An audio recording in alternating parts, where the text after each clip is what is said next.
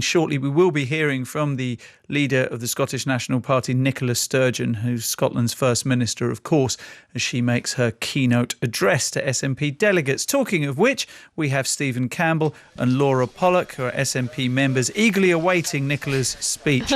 Very good afternoon to both of you. Good afternoon. Lovely to talk to you. Hi. Lovely to talk to both of you.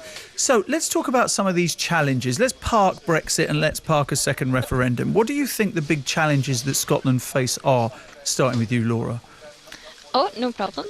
Big challenges Scotland's facing, apart from Brexit and independence. Sorry, was the question? Yes, it's what are the big challenges that they face?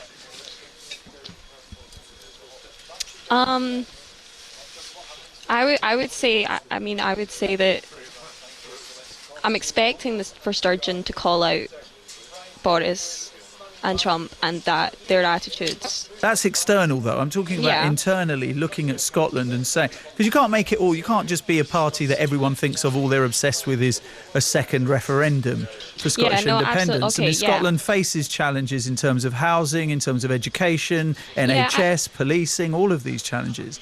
I would definitely. I'm quite focused on childcare, and I feel as though childcare and the education around that's an important one.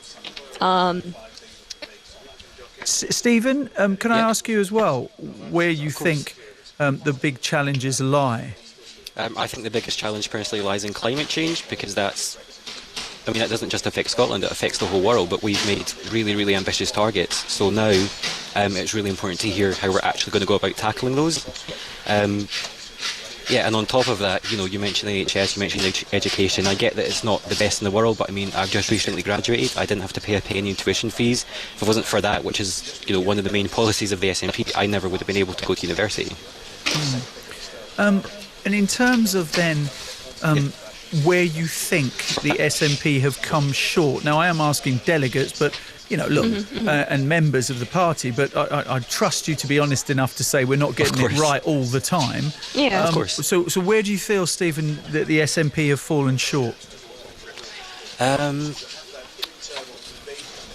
think there's been a lot of issues facing staffing in the NHS. My sister works for the NHS, so that's something we need to tackle, but that's going to be very, very difficult in the light of Brexit, because we have so many EU staff who are now leaving the country and others who don't want to come because they don't feel welcome. And I really hope that in the SNP we can kind of spread that welcoming message so that we can tackle that challenge. Laura? Yep. So what we're falling short on? I definitely feel that state pensions was awful, and there was a resolution actually on Monday about it. But our UK state pension is the worst for any major country. So that is definitely a big one that I feel, and the resolution and policy, I feel as though we really need to tackle that. What about teacher shortages, Stephen? It's the same thing again. Brexit is really, really not helping that situation. I understand that the SNP is really trying to put more into getting a lot more young teachers into university, and I think that is starting to kind of show. But again, with Brexit, we need to try and make sure that as a party we're trying to encourage people to move to Scotland, because we need more immigrants here, and not just the NHS, not just education, but just our society as a whole. Do you think that the SNP has been successful in its management of the NHS in Scotland? Largely, yes. Granted, we've certainly got shortcomings. I'm not going to deny that happened, but the NHS staff is up more than 10% under the SNP. We've got the best performing NHS in the UK.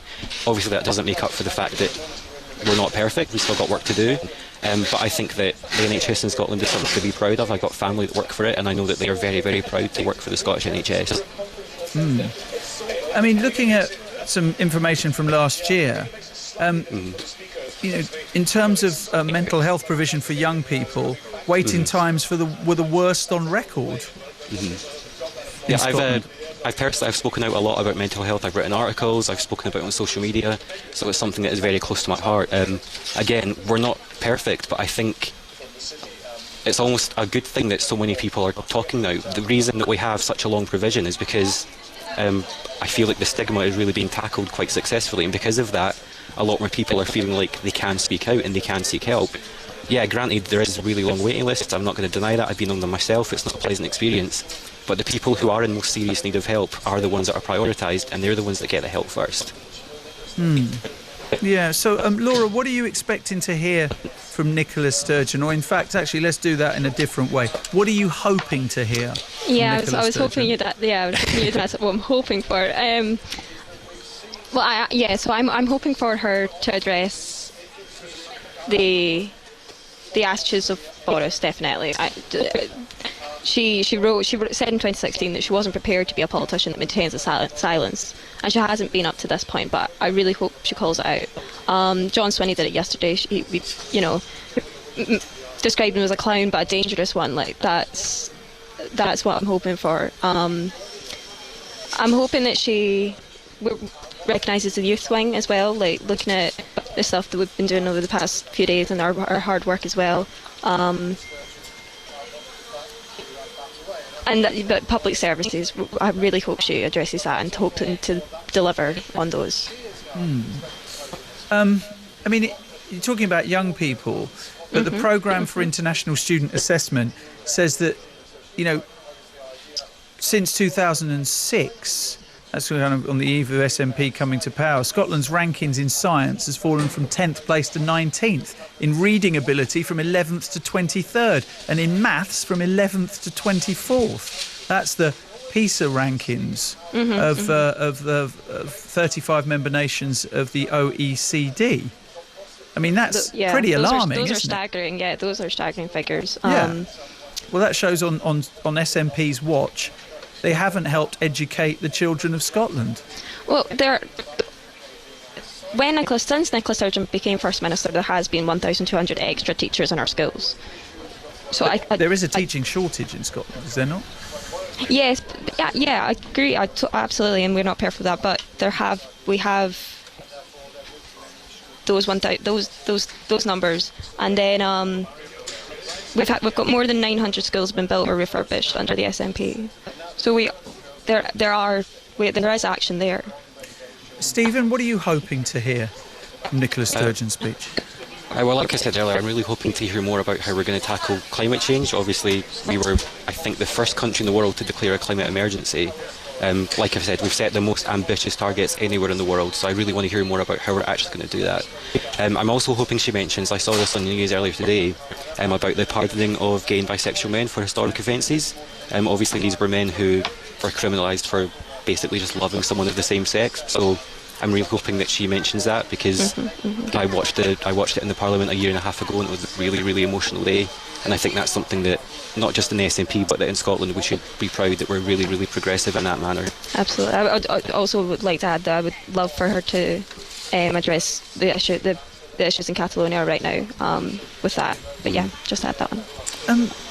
What about the focus on independence referendum, a second independence referendum? What are your thoughts on that? I mean, look, you're members of the SNP, so presumably you're fully signed up to the idea of it. Clue with that. But is that not just an unnecessary distraction when, as I'm pointing out, the SNP have more immediate issues to deal with? Once they have been given power to deal with things such as education, they seem to have failed over the last 13 years. Well, no, we've definitely not failed. You've got to remember that Westminster still sets our overall budget, so whilst we can decide where to allocate the money and stuff like that, the money does come from Westminster. So those rankings that I mentioned, that's down to Westminster. So when things go wrong, you can blame Westminster, and when things go right, you can big up yourselves. Is that the... No, I didn't say that. Right, okay. So then what are you putting this down to, this failure in reading ability, science, maths, the three core, I'm not too sure on what the PISA is. I've not actually read that myself before, but I can't argue if the numbers are showing that. That is not very good, and I really, really hope that we address that soon. I know that our education secretary is excellent, and I know that our schools are, again, excellent. I'm just out of the education system myself, and I do genuinely believe that our education system is something for us to be proud of. Well, I think there is new figures due to be published this year. They may have already been published here, so I may be going on older ones. But certainly from 2006 right through to 2018, with the SNP, of course, has been in power for most of that time, that would not be encouraging. So, OK, so you clearly believe there should be a second independence referendum. But, I mean, is there not a sense of referendum and election fatigue amongst people? Do you genuinely think it's a vote winner in Scotland? Of course I do. I mean, polling seems to indicate that it is now about neck and neck. So I think that we need to keep working. We need to get more people inside, because people look at what's happening with Brexit. It's forced them to pay attention to politics. They look at what's happening down in Westminster. It's just a bunch of elitist people shouting at each other. I do feel like the UK is going down a very, very dangerous path, and it's not going to be resolved quickly. This is going to be us for generations now. I don't want to be part of the UK in the current state that it is, and I don't see how we get back from it. Do you think Westminster would allow a second independence referendum, especially if Boris Johnson wins the next general election? I almost feel like an idiot asking this question, because I think we all know the answer to it, don't we? Do you think they would? In a democracy, a politician should never stand in the way of the people. Like if the momentum's there and if the mandate's there, then they would have to give us a right to choose. So you believe in respecting the result of the EU referendum then? Oh yeah, because Scotland voted to remain. Right. So I do respect that. But as part of a United Kingdom. That's true, but that doesn't mean that Scotland's voice can just be ignored. In 2014 we were told to leave the UK, not leave the UK, until we disagree, and then we just have to go along with whatever a majority of people in England and Wales decided. So this is, I guess, one of the big mechanisms that the SNP is going to use to try and persuade people in Scotland to vote for a second referendum, that Scotland voted to remain. Well, yeah, well, because it's true, and I think a lot of people in Scotland are really, really angry at what's been happening. This isn't in our name. The attitude of Boris, of the Conservative Party of Westminster, has been nothing short of disgraceful. They've made people from the EU who have came here, who have lived here, worked here their entire lives, feel like they don't belong here anymore. Yeah. That's not right. Imagine if the UK left the EU, then Scotland left the UK, rejoined the EU. And here's a big question, because I'm not sure that many people thought about it in pre-2016. What would happen at the border? Well, whilst Scotland was out of both the UK and the EU, I don't see why there would have to be a border. This will all be up to negotiations. You've got to remember, it won't just be yes vote, that's it, borders go up. There will be negotiations. I mean, you know, the whole thing with... Well, we know how that's worked out when it comes to the island of Ireland, don't you? I mean, that's been the main sticking block for the last 3 years. Yeah, of course. Well, that is a very unique issue, though. So you feel that the Scottish people, and it'd be quite interesting actually for some of our Scottish listeners to text in on 85058 and tell us their thoughts on this, that you think that Scottish people are swinging round to the idea of having this referendum? Well, that's what the polling... I'm going to have to interrupt you both there, unfortunately, because you're also going to want to hear this. The leader of the SNP and, of course, First Minister of Scotland, Nicola Sturgeon, has now taken to the stage at their annual conference in Aberdeen and is about to speak. Over to Nicola Sturgeon.